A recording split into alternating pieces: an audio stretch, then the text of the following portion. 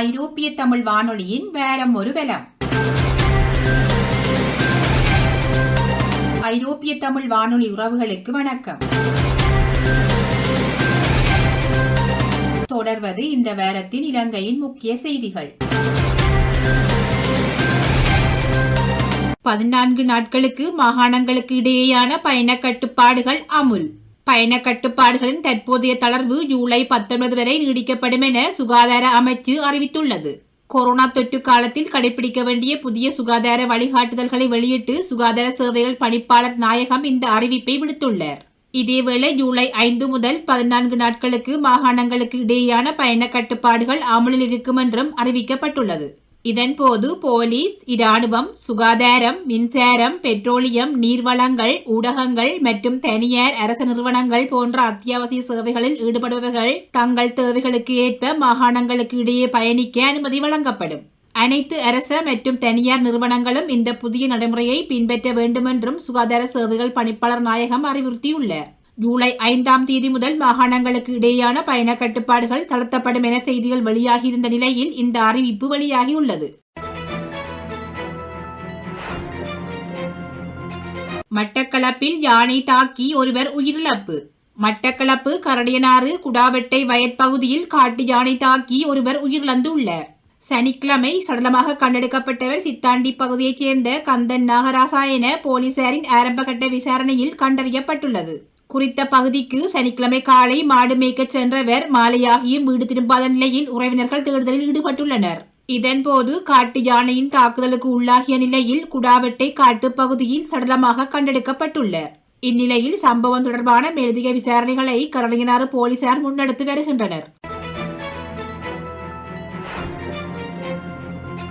அமெரிக்காவுடன் இணைந்து பணியாற்ற தயார் அரசாங்கம். இருதரப்பு உறவுகளை வலுப்படுத்த அமெரிக்காவுடன் இணைந்து பணியாற்ற தயாராக இருப்பதாக இலங்கை அரசாங்கம் அறிவித்துள்ளது. அமெரிக்காவின் 245வது சுதந்திர தினத்தை முன்னிட்டு வெளிவிவகார அமைச்சர் தினேஷ் குணவர்த்தன அமெரிக்க இராஜாங்க செயலாளர் ஆண்டனி பிளிங்கனுக்கு எழுதிய கடிதத்தில் அவர் இந்த கருத்துக்களை தெரிவித்தார். இரு நாடுகளினதும் மக்களினதும் முன்னேற்றத்திற்காக 1948 முதல் ஆரம்பமான அமெரிக்காவுடனான இராஜதந்திர உறவு தொடர்ந்தும் வலுப்படுத்தப்படும் என தான் நம்புவதாகவும் அக்கடிதத்தில் குறிப்பிட்டுள்ளார். இதேவேளை கொரோனா தொற்றை கட்டுப்படுத்த அமெரிக்கா வழங்கிய விலை மதிப்பெற்ற உதவிக்கும் இலங்கை அரசாங்கம் பாராட்டு தெரிவித்துள்ளது. 2019 ஜனாதிபதி கோட்டபாய ராஜபக்ச ஆட்சிக்கு வந்த பின்னர் அமெரிக்காவிற்கும் இலங்கைக்கும் இடையிலான உறவு வலுவான நிலையில் இருப்பதாகவும் அமைச்சர் தினேஷ் குணவர்த்தன குறிப்பிட்டுள்ளார். பைசர் கொரோனா தடுப்பூசியின் முதற் தொகுதி நாட்டை வந்தடைந்தது. அமெரிக்க நிறுவனத்தின் 26,000 டோஸ் அடங்கிய பைசர் கொரோனா தடுப்பூசியின் முதற் தொகுதி நாட்டை வந்தடைந்துள்ளது. கட்டுநாயக்க சர்வதேச விமான நிலையம் ஊடாக திங்கட்கிழமை அதிகாலை குறித்த தடுப்பூசிகள் நாட்டுக்கு கொண்டுவரப்பட்டன. இந்த பைசர் தடுப்பூசியை விரைவில் மக்களுக்கு செலுத்துவதற்கு தேவையான ஏற்பாடுகள் மேற்கொள்ளப்பட்டுள்ளதாக இராஜாங்க அமைச்சர் பேராசிரியர் சன்ன ஜெயசுமன தெரிவித்தார். தெற்காசிய நாடுகளுக்கு தடுப்பூசி விநியோகிக்கும் திட்டத்தின் கீழ் அமெரிக்காவிடமிருந்து 2 லட்சம் கொரோனா தடுப்பூசிகள் அரசாங்கத்தினால் கொள்வனவு செய்யப்பட்டது. இந்நிலையில் மிகுதி 1,74,000 பைசர் தடுப்பூசிகள் இந்த மாத இறுதிக்குள் நாட்டை வந்தடையும் எனவும் அறிவிக்கப்பட்டுள்ளது. மர்மமான முறையில் பாடசாலை மாணவன் உயிரிழப்பு. வவுனியாவில் சம்பவம். வவுனியா தோணிக்கல் பிரதேசத்தில் பாடசாலை மாணவன் ஒருவர் மர்மமான முறையில் உயிரிழந்துள்ளார். தோணிக்கல் லக்சபானா வீதி பகுதியை சேர்ந்த உதயசந்திரன் சஞ்சீவ் என்ற விபுலானந்த கல்லூரியில் தரம் 10 கல்வி பயிலும் மாணவனே இவ்வாறு உயிரிழந்துள்ளார். குறித்த மாணவன் திங்கட்கிழமை இரவு தனது பெற்றோருடன் வீட்டில் இருந்துள்ளார். இந்நிலையில் செவ்வாய் காலை மகனை தூக்கத்திலிருந்து எழுப்புவதற்காக அவரது பெற்றோர் படுக்கையினை பார்த்தபோது மகனை காணவில்லை. இதன் பின்னர் மகனை தேடிய போது வீட்டின் வெளிப்பகுதியில் காயங்களுடன் சடலமாக கிடப்பதனை அவர்கள் கண்டுள்ளனர். அதனைத் தொடர்ந்து சம்பவம் தொடர்பாக அறிந்து அவ்விடத்திற்கு வருகை தந்த தடயவியல் போலீசார் மேலதிக விசாரணைகளை முன்னெடுத்துள்ளனர். மன்னாரில் 777 கிலோ உலர்ந்த மஞ்சள் போலீசாரினால் தீயிட்டு அழிப்பு. இந்தியாவில் இருந்து கடல் மார்க்கமாக மன்னாரிற்கு சட்டவிரோதமான முறையில் கடத்தி வரப்பட்ட நிலையில் கைப்பற்றப்பட்ட ஒரு தொகுதி உலர்ந்த மஞ்சள் மூட்டைகள் போலீசாரினால் தீயிட்டு அளிக்கப்பட்டுள்ளது. மன்னார் போலீஸ் பிரிவிற்குட்பட்ட பகுதியில் மீட்கப்பட்ட உலர்ந்த மஞ்சள் கட்டி மூட்டைகளே தாராபுரம் காட்டு பகுதியில் வைத்து தீயிட்டு திங்கட்கிழமை அளிக்கப்பட்டுள்ளது. அதாவது 28 மூட்டைகளில் பதிவு செய்யப்பட்ட 777 கிலோகிராம் உலர்ந்த மஞ்சள் சுகாதார நடைமுறையை பின்பற்றி தீயிட்டு அளிக்கப்பட்டுள்ளமை குறிப்பிடத்தக்கது. மண்டை தீவில் 3 கைக்குண்டுகள் கண்டுபிடிப்பு. ஊர்காவற்றுறை போலீஸ் பிரிவிற்கு உட்பட்ட மண்டைதீவு பகுதியில் உள்ள வெட்டுக்காணி ஒன்றிலிருந்து 3 கைக்குண்டுகள் கண்டுபிடிக்கப்பட்டுள்ளது. மண்டைதீவு பகுதியில் உள்ள பள்ளிவாசல் ஒன்றிற்கு பின்பக்கமாக உள்ள காணியில் புதன்கிழமை காலை விறகு எடுப்பதற்காக சென்ற கிராமவாசிகள் குறித்த கைக்குண்டுகளை கண்டுள்ளனர். அதனைத் தொடர்ந்து இந்த சம்பவம் குறித்து போலீசாருக்கு தகவல் வழங்கப்பட்டுள்ளது. இதனை அடுத்து குறித்த இடத்திற்கு சென்ற போலீசார் குண்டுகளை மீட்பதற்கான நடவடிக்கைகளை மேற்கொண்டு வருகின்றனர். டைனமைட் வெடிபொருள் வெடித்ததில் மீனவர் உயிரிழப்பு. திருகோணமலை குச்சவெளி போலீஸ் பிரிவிற்குட்பட்ட ஜாயா நகர் பகுதியில் டைனமைட் வெடித்ததில் ஒருவர் புதன்கிழமை உயிரிழந்துள்ளதாக தெரிய வருகின்றது.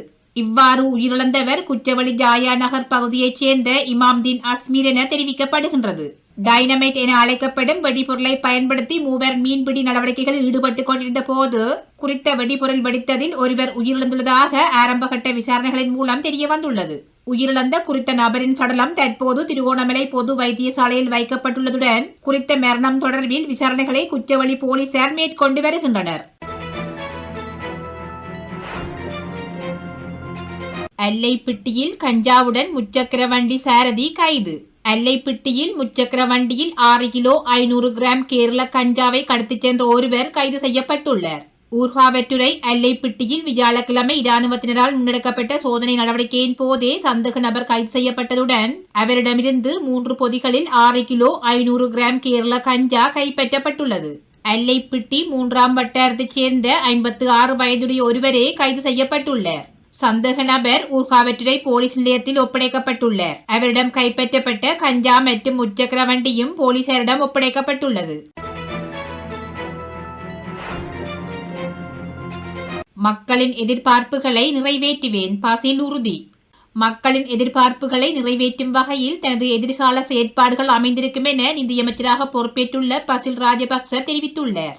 நிதியமைச்சில் வியாழக்கிழமை தனது கடமைகளை பொறுப்பேற்ற அவர் ஊடகங்களுக்கு கருத்து வெளியிடும் போதே இவ்வாறு குறிப்பிட்டார்.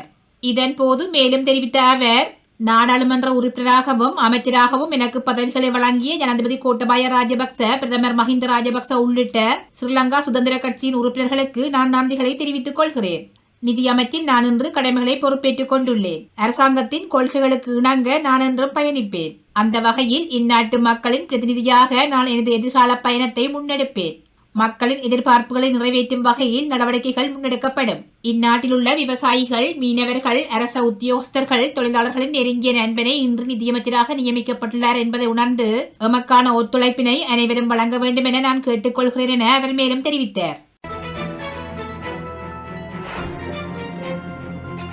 2 அமைச்சுகளின் விடயதானங்களில் திருத்தம். 2 அமைச்சுகளின் விடயதானங்கள் திருத்தப்பட்டு அதிவிசேட வர்த்தமானி அறிவித்தல் வெளியிடப்பட்டுள்ளது. நிதி அமைச்சு, பொருளாதார கொள்கைகள் மற்றும் திட்ட அமலாக்கம் ஆகிய அமைச்சுகளின் விடயதானங்களே திருத்தப்பட்டு இவ்வாறு அதிவிசேட வர்த்தமானி வெளியிடப்பட்டுள்ளது. ஜனாதிபதி கோட்டபாய ராஜபக்சவினால் இந்த அதிவிசேட வர்த்தமானி வெளியிடப்பட்டுள்ளது. குறித்த அதிவிசேட வர்த்தமானிக்கு அமைய நிதியமைச்சின் கீழிருந்த பௌத்த மத மறுசீரமைப்பு நிதியம், புத்த சாசன நிதியம் மற்றும் மத்திய கலாசார நிதியம் ஆகியன ஸ்தாபிக்கப்பட்ட பொருளாதார கொள்கைகள் மற்றும் திட்ட அமலாக்க அமைச்சின் கீழ் கொண்டுவரப்பட்டுள்ளன. சுற்றுலாத்துறையில் நேரடியாக தொடர்பு உள்ளவர்களுக்கு கொரோனா தடுப்பூசி ஏற்ற தீர்மானிக்கப்பட்டுள்ளது. சுற்றுலாத்துறை அமைச்சின் செயலாளர் ஸ்ரீபால கெட்டியாராச்சி இந்த விடயத்தினை தெரிவித்துள்ளார். இந்த வேலை திட்டத்தின் முதலாவது கட்டம் தென் மாகாணத்தில் ஆரம்பிக்கப்பட உள்ளதாகவும் அவர் குறிப்பிட்டுள்ளார். இதற்கமைய சுற்றுலாத்துறையுடன் தொடர்புடைய 30,000 பேருக்கு கொரோனா தடுப்பூசி ஏற்றப்பட உள்ளது. இலங்கை இராணுவத்தினரின் ஒத்துழைப்புடன் 8 இடங்களில் தடுப்பூசி ஏற்றும் நடவடிக்கை முன்னெடுக்கப்பட உள்ளது. தென் மாகாணத்தில் தடுப்பூசி ஏற்றப்பட்டதன் பின்னர் கண்டி, நுவரெலியா மற்றும் கொழும்பு மாவட்டங்களிலும் சுற்றுலாத்துறையில் ஈடுபடுவோருக்கு தடுப்பூசி ஏற்ற நடவடிக்கை எடுக்கப்பட்டுள்ளது. 17ஆம் ஆண்டில் ஐரோப்பிய தமிழ் வானொலி ஆரம்பிக்கலாங்களா? வெற்றிகரமான 17ஆம் ஆண்டில் ஐரோப்பிய தமிழ் வானொலி. ஐரோப்பிய தமிழ் வானொலி.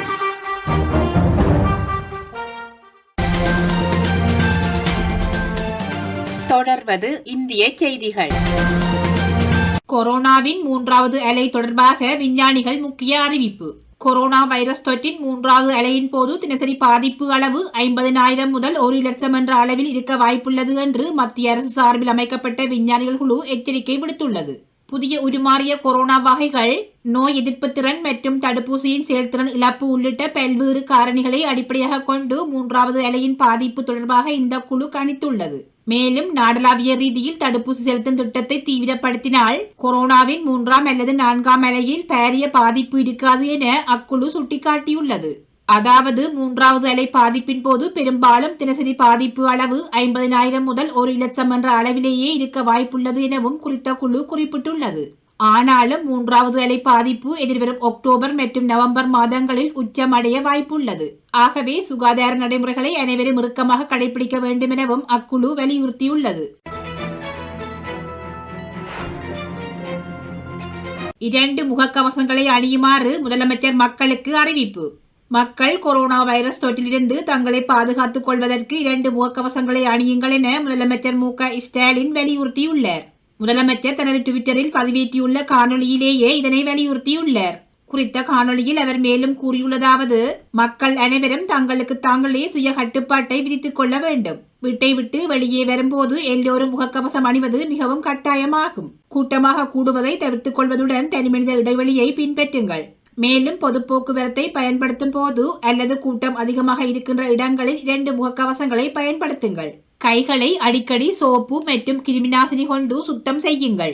இதேவேளை நோய் தொற்று அறிகுறி தென்பட்டால் உடனடியாக வைத்தியசாலைக்கு சென்று சிகிச்சை பெற்றுக் கொள்ளுங்கள். குறித்த கட்டுப்பாடுகள் எல்லாம் அரசாங்கத்தின் கட்டுப்பாடுகள் அல்ல, மக்கள் தங்களுக்கு தாங்களே போட்டுக் கொள்ளக்கூடிய சுய கட்டுப்பாடுகளாக மாற வேண்டும் என அவர் குறிப்பிட்டுள்ளார். பகுதி நேர பயங்கரவாதிகளால் சவால்களை எதிர்கொள்ளும் படையினர். காஷ்மீரில் ஹைபிரிட் பயங்கரவாதிகள் அல்லது பகுதி நேர பயங்கரவாதிகளால் பாதுகாப்பு படையினர் சவால்களை எதிர்கொண்டு வருவதாக தகவல் வெளியாகியுள்ளது. இவ்வாறான பயங்கரவாதிகள் முழுநேர பயங்கரவாதிகள் அல்ல, மாறாக தங்களுக்கு வழங்கப்பட்ட இலக்கு மீது தாக்குதல்களை நடத்திவிட்டு மீண்டும் வளமையான வாழ்க்கைக்கு திரும்பி விடுவதாகவும் அதிகாரிகள் குறிப்பிட்டுள்ளனர். ஸ்ரீநகர் உள்ளிட்ட காஷ்மீர் பள்ளத்தாக்கில் கடந்த சில வாரங்களாக பொதுமக்கள் மற்றும் காவல்துறையினர் மீது பயங்கரவாதிகளின் தாக்குதல் அதிகரித்து வருவதாக உறுதி செய்யப்பட்டுள்ளது.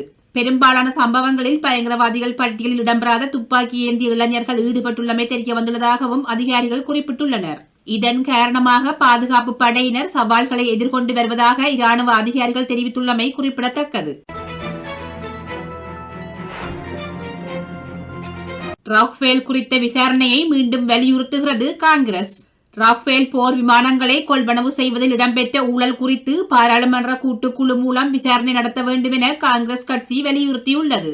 ராஃபேல் போர் விமான கொள்வனவில் முறைகேடு இடம்பெற்றுள்ளதாக காங்கிரஸ் கட்சி தொடர்ச்சியாக வலியுறுத்தி வருகிறது. இது குறித்து விசாரணைகளை மேற்கொண்ட உச்சநீதிமன்றம் ஒப்பந்தத்தில் எந்த தவறும் நடைபெறவில்லை என தீர்ப்பளித்தது. இதற்கிடையில் ராஃபேல் ஒப்பந்தத்திற்காக இந்தியாவைச் சேர்ந்த இடைத்தரகர் ஒருவருக்கு 9 கோடிக்கு மேல் லஞ்சம் வழங்கப்பட்டுள்ளதாக பிரான்ஸ் நாட்டு ஊடகம் ஒன்று செய்தி வெளியிட்டுள்ளது. இந்நிலையில் காங்கிரஸ் கட்சி நாடாளுமன்ற கூட்டுக்குழு மூலம் விசாரணைகளை மேற்கொள்ள வேண்டும் என மீண்டும் வலியுறுத்தியுள்ளமை குறிப்பிடத்தக்கது. அடுத்தடுத்து உணரப்பட்ட நிலநடுக்கத்தால் அச்சத்தில் மக்கள். தலைநகர் டெல்லி மற்றும் ஹரியானா மாநிலம் ஆகிய பகுதிகளில் உணரப்பட்ட நிலநடுக்கத்தால் மக்கள் அச்சத்தில் உள்ளதாக இந்திய ஊடகங்கள் செய்தி வெளியிட்டுள்ளன. ஹரியானா மாநிலத்தில் திங்கள் இரவு ஜஜ்ஜார் பகுதியில் நிலநடுக்கம் ஒன்று உணரப்பட்டுள்ளது. இது 3.7 என்ற ரிக்டர் அளவில் பதிவாகியுள்ளது. அதேபோல் டெல்லியிலும் நில அதிர்வு உணரப்பட்டுள்ளது. இதனால் மக்கள் அச்சத்தில் உள்ளதாக தெரிவிக்கப்படுகிறது. இருப்பினும் இதனால் ஏற்பட்ட பாதிப்பு குறித்த விவரங்கள் வெளியாகவில்லை. இந்தியா மீது விதித்த பயணத்தடையை நீக்கியது ஜெர்மனி. இந்தியா உள்ளிட்ட 3 நாடுகள் மீது விதித்த பயணத்தடையை ஜெர்மனி அரசு நீக்கியுள்ளது. இது குறித்து அந்நாட்டு சுகாதாரத்துறை வெளியிட்டுள்ள அறிவிப்பில் இங்கிலாந்து, போர்த்துகல் மற்றும் இந்தியா ஆகிய 3 நாடுகளை சேர்ந்தவர்கள் மற்றும் அந்நாடுகளிலிருந்து விமானத்தில் வரும் பயணிகளுக்கு விதிக்கப்பட்ட தடை நீக்கப்பட்டுள்ளதாக தெரிவித்துள்ளது. இந்தியாவில் கொரோனா தொற்றின் 2வது அலை தற்போது குறைவடைந்துள்ள நிலையில் மேற்படி நடவடிக்கை எடுக்கப்பட்டுள்ளமை குறிப்பிடத்தக்கது. கேரளாவின் 8 மாவட்டங்களுக்கு மஞ்சள் எச்சரிக்கை. கேரளாவின் 8 மாவட்டங்களில் பலத்த மழை வீழ்ச்சி பதிவாகும் என தெரிவிக்கப்பட்டுள்ள நிலையில் மஞ்சள் எச்சரிக்கை விடுக்கப்பட்டுள்ளது. இது குறித்து இந்தியா வானிலை ஆய்வு மையம் வெளியிட்டுள்ள செய்திக்குறிப்பில் தென்மேற்கு பருவமழை மீண்டும் வலுவடைந்துள்ளது. இதனால் மாநிலத்தின் பெரும்பாலான பகுதிகளில் கனமழை பெய்யும். மேலும் அரபிக்கடலின் மேற்கு பகுதியில் சூறைக்காற்றும் அலைகளின் சீற்றமும் காணப்படும் என தெரிவித்துள்ளது. இதனை அடுத்து அம்மாநில அரசு முன்னெச்சரிக்கை நடவடிக்கைகளை ஆரம்பித்துள்ளது. கொல்லம், புத்தனம்திட்டா, ஆலப்புழா, கோட்டயம், இடுக்கி, திருச்சூர், மலப்புரம், கோழிக்கோடு ஆகிய 8 மாவட்டங்களுக்கு மஞ்சள் எச்சரிக்கை விடுக்கப்பட்டுள்ளமை குறிப்பிடத்தக்கது. அசாமில் சக்தி வாய்ந்த நிலநடுக்கம். அசாம் மாநிலத்தின் கோல்பரா பகுதியில் சக்தி வாய்ந்த நிலநடுக்கம் ஒன்று புதன்கிழமை உணரப்பட்டுள்ளது. 5.2 ரிக்டர் அளவில் குறித்த நிலநடுக்கம் பதிவாகியுள்ளதாக தெரிவிக்கப்படுகிறது. இதனால் ஏற்பட்ட சேத விவரங்கள் குறித்த தகவல் எதுவும் இதுவரை வெளியாகவில்லை. அண்மைய காலமாக இந்தியாவின் வட பகுதிகளில் நிலநடுக்கங்கள் உணரப்பட்டு வருகின்றமை குறிப்பிடத்தக்கது. கங்கை நதியில் கொரோனா வைரஸின் தடயங்கள் கிடைக்கவில்லை, ஆய்வில் தகவல். கங்கை நதியில் கொரோனா வைரஸின் எந்த தடயங்களும் கண்டுபிடிக்கப்படவில்லை என அரசு நிறுவனங்கள் அறிவித்துள்ளன. உத்தரப்பிரதேசம் மற்றும் பீகாரின் சில மாவட்டங்களை ஒட்டி கங்கை நதியில் சில சடலங்கள் மீட்கப்பட்டன. குறித்த சடலங்கள் கொரோனா தொற்றால் உயிரிழந்தவர்களுடையதாக இருக்கலாம் என அச்சம் வெளியிடப்பட்டது. இதனை அடுத்து கங்கை நதியில் ஆய்வுகள் மேற்கொள்ளப்பட்டன. இந்த ஆய்வுகளின் அடிப்படையில் மேற்படி முடிவு வெளியாகியுள்ளதாக இந்திய ஊடகங்கள் செய்தி வெளியிட்டுள்ளன.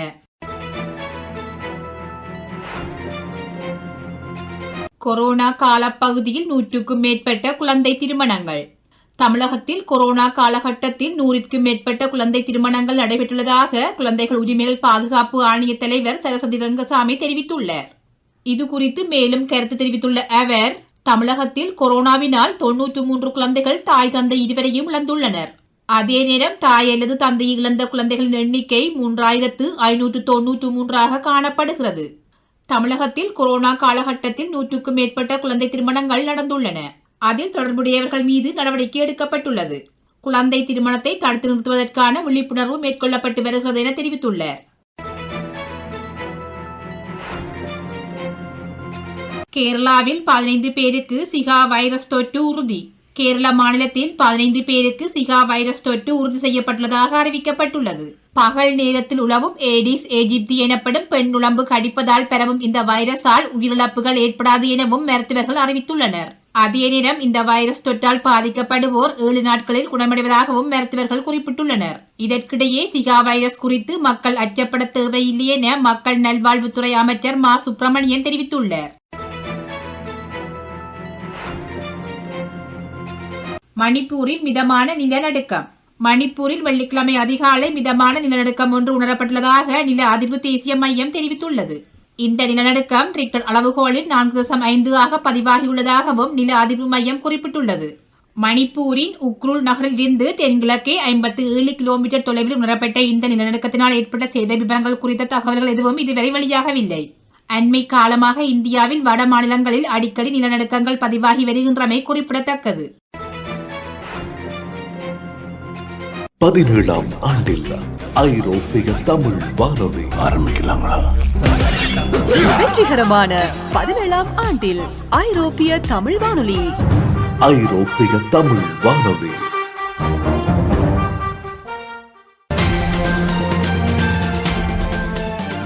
உலக செய்திகள். பிலிப்பைன்ஸ் இராணுவ விமானம் விபத்து, 17 பேர் உயிரிழப்பு. பிலிப்பைன்ஸ் நாட்டு இராணுவத்தினருக்கு சொந்தமான C-130 ரக விமானம் விபத்துக்குள்ளானதில் குறைந்தது 17 பேர் உயிரிழந்துள்ளதாக தெரிவிக்கப்பட்டுள்ளது. 92 பேருடன் பயணித்த விமானத்தில் இருந்து 40 பேர் பாதுகாப்பாக மீட்கப்பட்டுள்ளதாக சர்வதேச செய்திகள் தெரிவிக்கின்றன.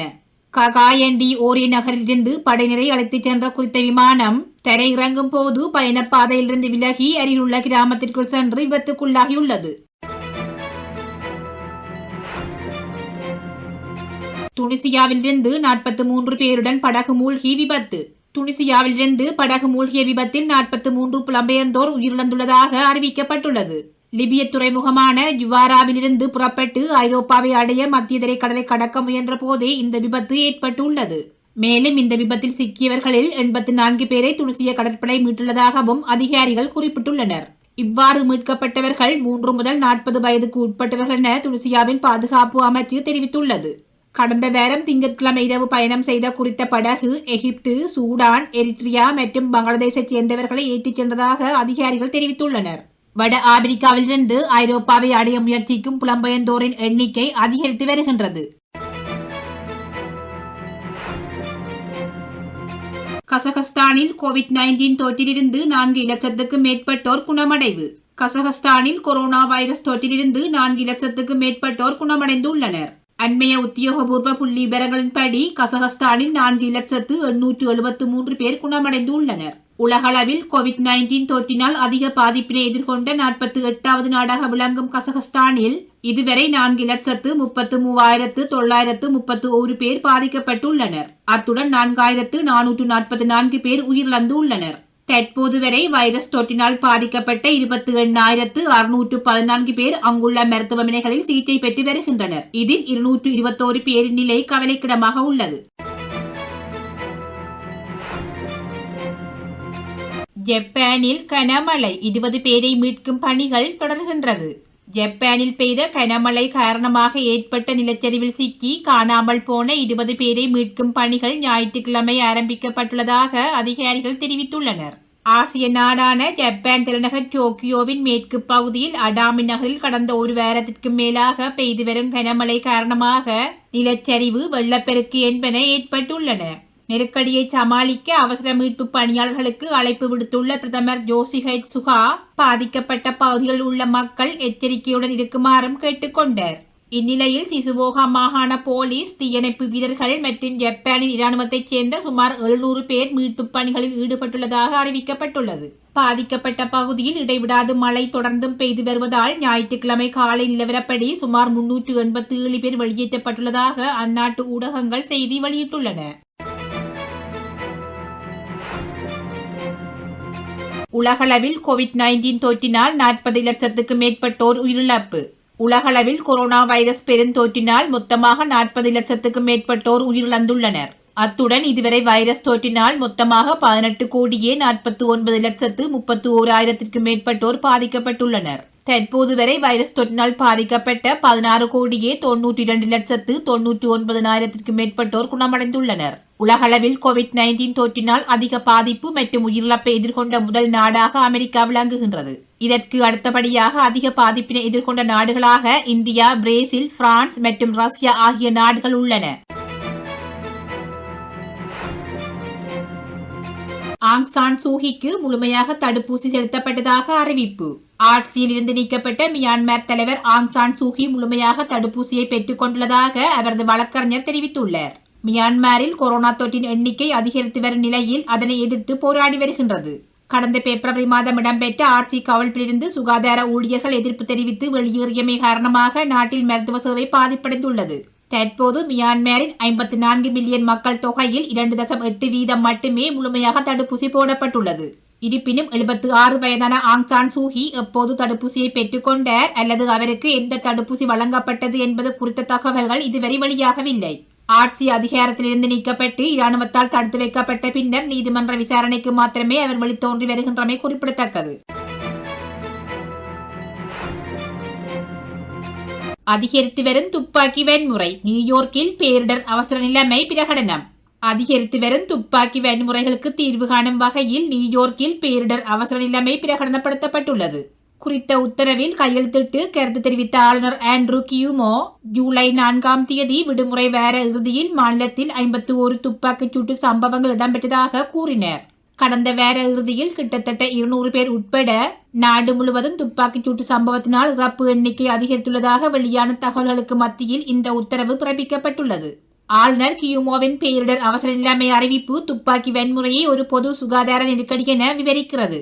குறிப்பாக சமீபத்திய எண்ணிக்கையை பார்த்தால் கொரோனாவை விட அதிகமான மக்கள் இப்போது துப்பாக்கி வன்முறை காரணமாக இறந்து கொண்டிருக்கிறார்கள் என்றும் அவர் சுட்டிக்காட்டினார். குடல் அறுவை சிகிச்சைக்கு பின் போப்பாண்டவர் பிரான்சிஸ் உடல் தேறி வருகின்றார். வத்திக்கான். குடல் அறுவை சிகிச்சைக்கு பின் போப்பாண்டவர் பிரான்சிஸ் குணமடைந்து வருவதாக வத்திக்கான் செய்தி தொடர்பாளர் மாத்தியோ புரூனி தெரிவித்துள்ளார். இது தொடர்பாக அவர் மேலும் கூறுகையில், குடல் அறுவை சிகிச்சைக்கு பின் போப் பிரான்சிஸ் குணமடைந்து வருகிறார். அவரது உடல்நலம் வழக்கமான முறையிலும் மற்றும் திருப்திகரமாகவும் உள்ளது. அவர் உணவு எடுத்துக் கொள்கிறார். ஏராளமானோர் தனக்காக பிரார்த்தனை செய்வதுடன் வாழ்த்தும் தெரிவித்து வருவது கண்டு போப்பாண்டவர் நிகழ்ந்து போயுள்ளார். அவர்கள் அனைவருக்கும் நன்றி தெரிவித்து உள்ளார் என கூறினார். குடல் பிரச்சனையால் அவதிப்பட்டு வந்த 84 வயதான போப்பாண்டவர் பிரான்சிஸ் கடந்த 4ஆம் தேதி இத்தாலியின் ரோமில் உள்ள கெமெல்லி மருத்துவமனையில் குடல் அறுவை சிகிச்சைக்காக அனுமதிக்கப்பட்டார். 3 மணித்தியாலங்கள் நடந்த அறுவை சிகிச்சையில் அவரது பெருக்குடலின் இடதுபாகம் அகற்றப்பட்டது. தற்போது அவர் உடல் நலம் தேறி வருகின்றார். அடையாளம் தெரியாத குழுவினரால் ஹைட்டிய ஜனாதிபதி படுகொலை. 53 வயதான ஹைட்டி ஜனாதிபதி ஜோவனெல் மோய்ஸ் அவரது வீட்டில் படுகொலை செய்யப்பட்டுள்ளதாக இடைக்கால பிரதமர் கிளாட் ஜோசப் தெரிவித்தார். பிரின்ஸில் உள்ள ஜனாதிபதியின் வீட்டில் அடையாளம் தெரியாத குழுவினரால் புதன்கிழமை இரவு தாக்குதல் மேற்கொள்ளப்பட்டதாக அவர் குறிப்பிட்டுள்ளார். இந்த தாக்குதலில் முதல் பெண்மணி மார்டின் மோஸும் காயமடைந்தார் என அந்நாட்டு தகவல்கள் தெரிவிக்கின்றன. கொடூரமான மனிதாபிமானமற்ற மற்றும் காட்டும் நடுத்தரமான முறையில் ஜனாதிபதி படுகொலை செய்யப்பட்டார் என்றும் பொதுமக்கள் அமைதியாக இருக்க வேண்டும் என்றும் அவர் கேட்டுக் கொண்டுள்ளார். சுவீடனில் சிறிய ரக விமானம் விபத்துக்குள்ளானதில் 9 பேர் உயிரிழப்பு. சுவீடனில் சிறிய ரக விமானம் விபத்துக்குள்ளானதில் 9 பேர் உயிரிழந்துள்ளதாக அதிகாரிகள் தெரிவித்துள்ளனர். தலைநகர் ஸ்டாக்ஹோமிற்கு மேற்கே 160 கிலோமீட்டர் தொலைவில் ஒரோப்ரோ நகரில் வெள்ளிக்கிழமை இரவு 7 மணியளவில் இந்த விபத்து இடம்பெற்றுள்ளது. இந்த விமானத்தில் விமானியை தவிர எஞ்சிய அனைவரும் ஸ்கை டைவிங் எனப்படும் சாகச விளையாட்டில் ஈடுபடும் வீரர்கள் ஆவர்.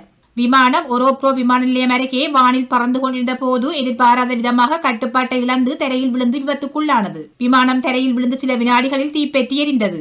தகவல் அறிந்து சம்பவ இடத்திற்கு விரைந்து வந்த மீட்புக் குழுவினர் உயிரிழந்தவர்களின் உடல்களை கைப்பற்றி மருத்துவ பரிசோதனைக்கு அனுப்பி வைத்தனர். மேலும் இந்த விபத்துக்கான காரணம் குறித்தும் விசாரணை நடத்தி வருகின்றனர். நெதர்லாந்தில் கோவிட்-19 தொற்றினால் 17 லட்சத்துக்கு மேற்பட்டோர் பாதிப்பு. நெதர்லாந்தில் கொரோனா வைரஸ் பெருந்தொற்றினால் மொத்தமாக 17 லட்சத்துக்கு மேற்பட்டோர் பாதிக்கப்பட்டுள்ளனர். அண்மைய உத்தியோகபூர்வ புள்ளி விவரங்களின்படி நெதர்லாந்தில் 17,762 பேர் பாதிக்கப்பட்டுள்ளனர். உலகளவில் கோவிட்-19 தொற்றினால் அதிக பாதிப்பினை எதிர்கொண்ட 20வது நாடாக விளங்கும் நெதர்லாந்தில் இதுவரை 17,762 பேர் உயிரிழந்துள்ளனர். கடந்த 24 மணித்தியாலத்தில் மட்டும் வைரஸ் தொற்றினால் 5,431 பேர் பாதிக்கப்பட்டுள்ளதோடு 2 பேர் உயிரிழந்துள்ளனர். தற்போது வரை வைரஸ் தொற்றினால் பாதிக்கப்பட்ட 36,063 பேர் அங்குள்ள மருத்துவமனைகளில் சிகிச்சை பெற்று வருகின்றனர். இதில் 94 பேர் நிலை கவலைக்கிடமாக உள்ளது. அத்துடன் இதுவரை வைரஸ் தொற்றிலிருந்து 16,48,036 பேர் பூரண குணமடைந்து வீடு திரும்பியுள்ளனர். 17ஆம் ஆண்டில் ஐரோப்பிய தமிழ் வானொலி ஆரம்பிக்கலாங்களா? வெற்றிகரமான 17ஆம் ஆண்டில் ஐரோப்பிய தமிழ் வானொலி. ஐரோப்பிய தமிழ் வானொலி.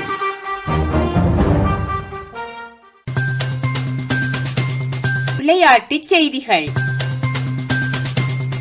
மேற்கிந்திய தீவுகளுக்கு எதிரான 20-20 தொடரை கைப்பற்றியது தென்னாப்பிரிக்கா. மேற்கிந்திய தீவுகளுக்கு எதிரான 20-20 தொடரை தென்னாப்பிரிக்கா அணி 3-2 என கைப்பற்றியுள்ளது.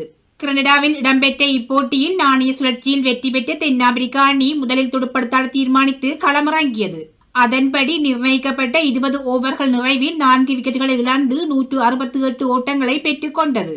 அவ்வணி சார்பாக மார்க்ரம் 70 ஓட்டங்களையும் குயின்டன் டி காக் 60 ஓட்டங்களையும் அதிகபட்சமாக பெற்றுக் கொண்டனர். பந்துவீச்சில் மேற்கிந்திய தீவுகள் சார்பாக எட்வர்ட்ஸ் 2 விக்கெட்டுகளையும் பிராவோ மற்றும் ஓபர்ட் மெக்காய் ஆகியோர் தலா 1 விக்கெட்டினையும் வீழ்த்தினர். பதிலுக்கு துடுப்படுத்தாடிய மேற்கிந்திய தீவுகள் அணிக்கு எவின் லூயிஸ் சிறப்பான ஆட்டத்தை வழிகாட்டிய போதும் பின்வரிசை வீரர்கள் அடுத்தடுத்து ஆட்டமிழக்க 20 ஓவர்கள் நிறைவில் 9 விக்கெட்டுகளை இழந்து 143 ஓட்டங்களை மாத்திரமே பெற்றுக் கொண்டது. அவ்வணி சார்பாக எவின் லூயிஸ் 52 ஓட்டங்களையும் சிம்ரான் ஹெட்மியர் 33 ஓட்டங்களையும் நிக்கோலாஸ் பூரன் 20 ஓட்டங்களையும் பெற்றுக் கொண்டனர். பந்துவீச்சில் தென்னாப்பிரிக்க அணி சார்பாக லுங்கி இங்கிடி 3 விக்கெட்டுகளையும் காகிசோ ரபாடா மற்றும் வியான் முல்டர் ஆகியோர் தலா 2 விக்கெட்டுகளையும் வீழ்த்தினர். இந்த போட்டியில் பெற்றுக்கொண்ட வெற்றியுடன் தென்னாப்பிரிக்க அணி 5 போட்டிகளை கொண்ட 20-20 தொடரை 3-2 என்ற கணக்கில் வெற்றி கொண்டது. இப்போட்டியின் ஆட்ட நாயகனாக தென்னாப்பிரிக்க அணியின் வீரர் மார்க்ரம் தெரிவு செய்யப்பட்ட அதேவேளை தொடர் நாயகனாக தப்ரஸ் சம்சி தெரிவு செய்யப்பட்டார். விம்பிள்டன் பகிரங்க டென்னிஸ் 3வது சுற்று போட்டிகளின் முடிவுகள். ஆண்டின் 3வது கிராண்ட்ஸ்லாம் அந்தஸ்து பெற்ற விம்பிள்டன் பகிரங்க டென்னிஸ் தொடர் விறுவிறுப்பாக நடைபெற்று வருகின்றது. உலகில் மிகவும் பழமையான இந்த தொடர் புத்தரையில் நடைபெறும் சிறப்புமிக்க தொடராகும். ஆண்கள் பெண்கள் என இரு பிரிவினருக்கும் நடைபெறும் இத்தொடரில் மொத்தம் 4 பிரிவுகளில் போட்டிகள் நடைபெறுகின்றன. இதன்படி தற்போது நடைபெற்று வரும் ஆண்களுக்கான ஒற்றையர் பிரிவு 3வது சுற்று போட்டிகளின் முடிவுகளை பார்க்கலாம். ஆண்களுக்கான ஒற்றையர் பிரிவு 3வது சுற்று போட்டியில் ரஷ்யாவின் டேனில் மெட்வேடவ் குரேஷியாவின் மேரின் சிலிச்சுடன் மோதினர். பரபரப்பாக நடைபெற்ற இப்போட்டியில் டேனில் மெட்வேடவ் 6-7, 3-6, 6-3, 6-3, 6-2 என்ற செட் கணக்குகளில் வெற்றி பெற்று 4வது சுற்றுக்கு முன்னேறினர். ஆண்களுக்கான ஒற்றையர் பிரிவு 3வது சுற்று போட்டியில் சுவிட்சர்லாந்தின் ரோஜர் பெடரர் பிரித்தானியாவின் கமரூன் நோரியை எதிர்கொண்டார். விறுவிறுப்பாக நடைபெற்ற இப்போட்டியில் ரோஜர் பெடரர் 6-4, 6-4, 5-7, 6-4 என்ற செட் கணக்குகளில் வெற்றி பெற்று 4வது சுற்றுக்கு தகுதி பெற்றார். ஆண்களுக்கான ஒற்றையர் பிரிவு 3வது சுற்று போட்டியில் ஜெர்மனியின் அலெக்சாண்டர் இஸ்வெரவ் அமெரிக்காவின் டெய்லர் பிட்ஸுடன் பல பரீட்சை நடத்தினர். எதிர்பார்ப்பு மிக்க இப்போட்டியில் அலெக்சாண்டர் இஸ்வெரவ் 6-7, 6-4, 6-3, 7-6 என்ற செட் கணக்குகளில் வெற்றி பெற்று 4வது சுற்றுக்குள் நுழைந்தார். இதேபோல பெண்களுக்கான ஒற்றையர் பிரிவு 3வது சுற்று போட்டியில் ஆஸ்திரேலியாவின் ஆஸ்லே பார்டி செக் குடியரசின் கட்டரினா சினியாகோவாவுடன் மோதினர். இப்போட்டியில் ஆஸ்லே பார்டி 6-3, 7-5 என்ற நேர் செட் கணக்குகளில் வெற்றி பெற்று 4வது சுற்றுக்கு முன்னேறினர்.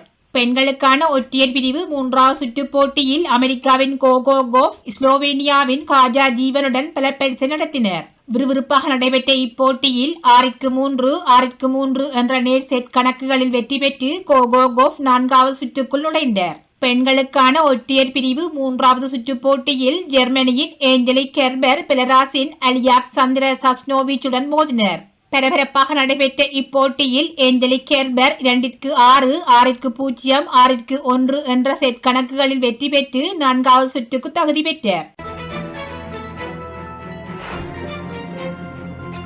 கோபா அமெரிக்கா கால்பந்து தொடரின் முதல் அரையிறுதிப் போட்டியில் பிரேசில் அணி வெற்றி பெற்று இறுதிப் போட்டிக்கு முன்னேறியுள்ளது. உள்ளூர் நேரப்படி செவ்வாய்க்கிழமை நடைபெற்ற இப்போட்டியில் பிரேசில் அணியும் பெரு அணியும் மோதின. ஒலிம்பிக் விளையாட்டரங்கில் நடைபெற்ற இப்போட்டியில் பிரேசில் அணி 1-0 என்ற கோல் கணக்கில் வெற்றி பெற்றது.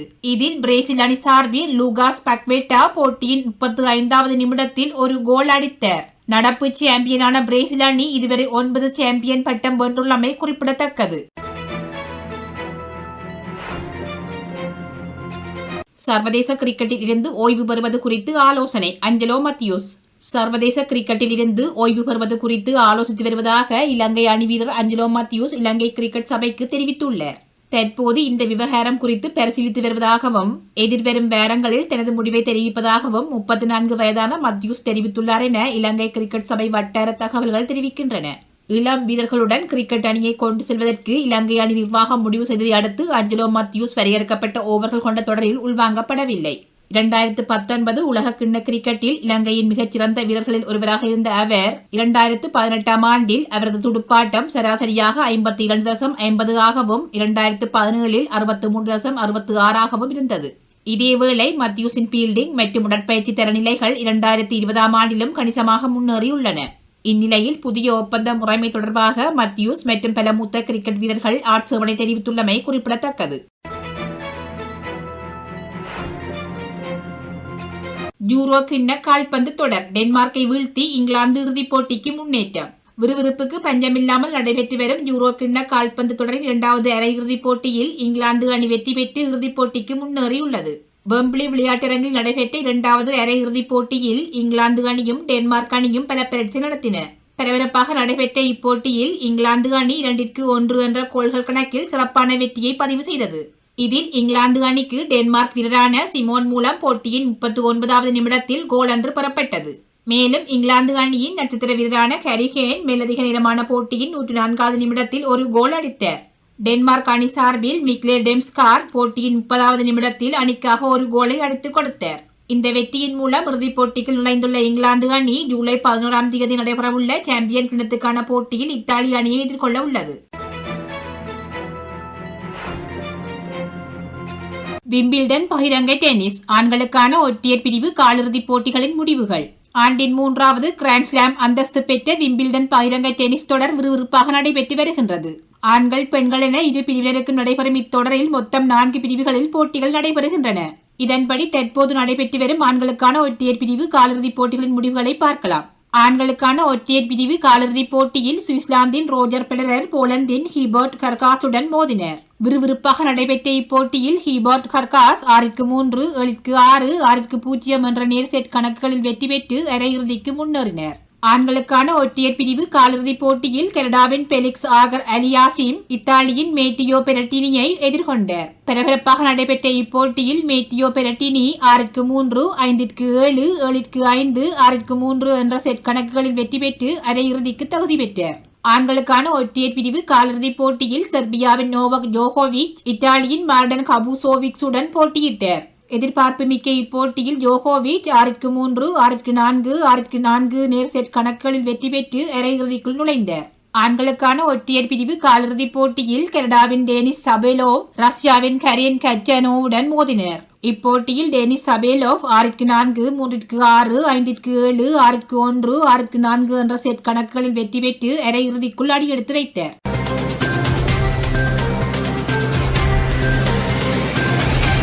இத்துடன் இவ்வாரத்திற்கான வேரம் ஒரு பலம் நிறைவுக்கு வருகின்றது. இத்துணை நிறமன் நிகழ்வுடன் இணைந்து கேட்டுக் கொண்டிருந்த அத்துணை அன்புள்ள சொந்தங்களுக்கும் நன்றிகளையும் வாழ்த்துக்களையும் தெரிவித்துக் கொண்டு விடைபெற்றுக் கொள்ளலாம். மீண்டும் ஒரு வேரம் ஒரு பலத்தில் சந்திக்கும் வரை நன்றி, வணக்கம்.